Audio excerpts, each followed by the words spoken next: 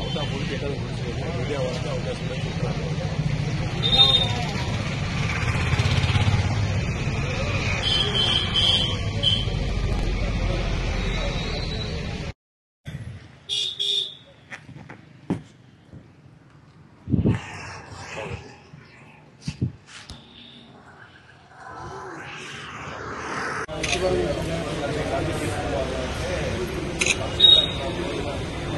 Sir ఒకసారి okay.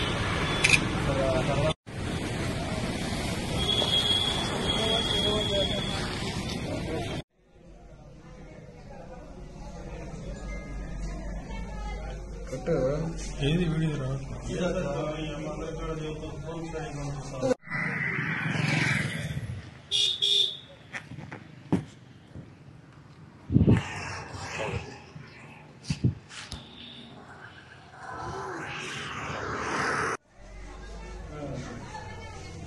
మనం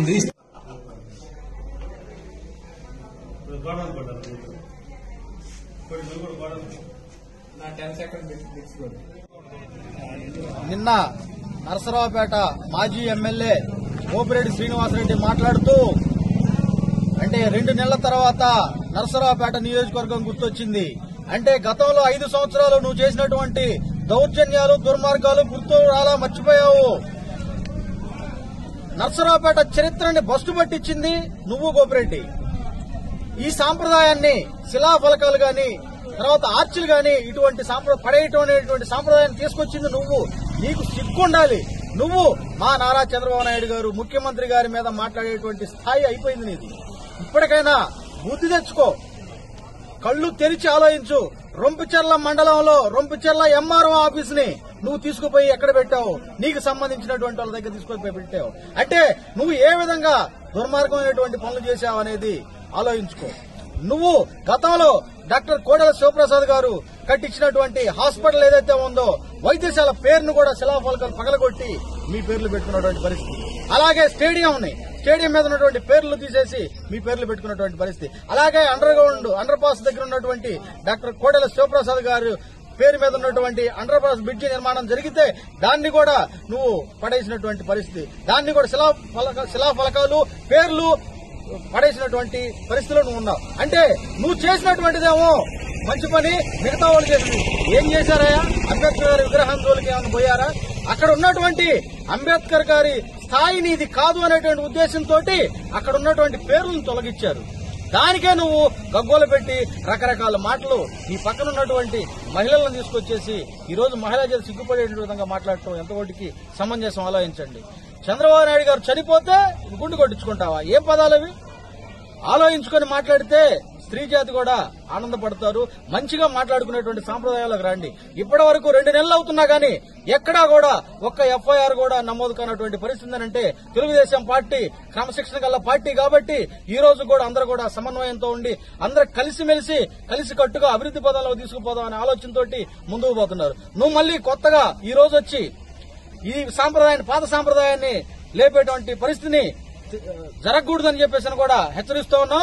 రెండోసారి కారణాలు లేకుండా నువ్వు ఈ విధంగానే పెచ్చురిల్లావంటే నీ అంతు తేలుస్తామని చెప్పేసి కూడా హెచ్చరిస్తూ ఉన్నాం. నమస్కారం. నిన్న మన నర్సరావుపేట వైఎస్ఆర్సీపీ మాజీ ఎమ్మెల్యే గోపిరెడ్డి శ్రీనివాసరెడ్డి గారు ఒక ప్రెస్ మీట్ పెట్టిస్తూ మా దళితులందరినీ కూడాను అసభ్యకర పదజాలంతో వాళ్ళ నాయకులు కార్యకర్తలతో తిట్టించడం మొదలుపెట్టారు. ఏమండి సుజాతాపాల్ గారు, మిమ్మల్ని ఒకటే ప్రశ్నిస్తా ఉన్నాం. మీరు ఈ రోజు కూడాను గోపిరెడ్డి గారికి చెక్కభజన చేయడం మానుకోండి. ఎందుకంటే ఎక్కడైతే శిలాఫలకాలు పగిలిపోయినాయని మీరు మీ పార్టీ వాళ్ళు సెలవిస్తున్నారో అక్కడ ఆ శిలాఫలకాల మీద అంబేద్కర్ గారి కంటే ముందు మీ అధినేత జగన్మోహన్ రెడ్డి గారు పేరు రాసి అతను బొమ్మలు వేస్తా ఉన్నారు. దానికోసమని దళితులు అందులోనూ అంబేద్కర్ వాదుల మనోభావాలు దెబ్బతిన్నాయి కాబట్టే వాటిని పగలగొట్టారు. దానికి తెలుగుదేశం పార్టీకి ఏం సంబంధం అండి? మీరు ఇంకా మాట్లాడుతూ ఉన్నారు. 4 కోట్ల ఆంధ్రుల గుండెల్లో జగన్మోహన్ రెడ్డి ఉన్నారు. దేశాలకు ఖండాంతరాలకు ఆయన ఖ్యాతి పాకింది అని చెప్పేసానని. నిజమేనండి. డ్రగ్స్ మాఫియా, గంజాయి మాఫియా, రేషన్ మాఫియా, ఈరోజు దళితుల మీద జరుగుతున్న దాడులు వీటిలన్నింటిలో కూడాను ఆయన గురించి ఖండాంతరాలు దేశాంతరాలు చెప్పుకుంటా ఉన్నారు. సుజాతాపాల్ గారు, మేము మీకు ఒకటే హెచ్చరిక చేస్తున్నాం. మీ నోరు మీరు కంట్రోల్లో పెట్టుకొని మీరు మర్యాదగా ఉంటే మంచిది. లేదంటే అదుపు తప్పి మాట్లాడుతున్న మీ నోటుకు మేము అడ్డుకట్ట వేయాల్సి ఉంటుంది. ఈరోజు దళితులందరూ కూడాను చాలా సంతోషంగా ఉన్నారు అంటే మా ప్రభుత్వం పేద బడుగు బలహీన వర్గాల ప్రభుత్వం, మన దళితుల ప్రభుత్వం రాబట్టే ఇవాళ చంద్రబాబు నాయుడు గారికి జనం నీరాజనం పడతా ఉన్నారు. కనుక సుజాత పాల్ గారు, మీరు మీ గోపిరెడ్డి శ్రీనివాసరెడ్డి గారు ఈ రోజుకి కూడాను దళితుల మీద ఎన్ని అఘాయిత్యాలు చేశారో ప్రతి ఒక్కరికి తెలుసు. ఆఖరికి ఒక దళితురాలనైనా నా మీద కూడాను మీరు గంజాయి కేసు పెట్టేసి ఎటువంటి చిత్రహింసలకు గురి చేశారో దళితుల్ని నర్సరావుపేట నియోజకవర్గంలో ప్రతి ఒక్క దళితులు చూస్తూనే ఉన్నారు. కాబట్టి గోపిరెడ్డి గారికి, సుజాత పాల్ గారికి ఒకటే హెచ్చరిక చేస్తున్నాం, మీరు మీ యొక్క నోర్లు కంట్రోల్లో పెట్టుకొని ఉంటే మంచిది. లేదంటే తెలుగుదేశం పార్టీ మహిళలం, తెలుగుదేశం పార్టీ దళితులం మీ నాలుకలు కత్తిరించడానికి కూడాను మేము సిద్ధంగా ఉన్నామని తెలియజేస్తున్నాం.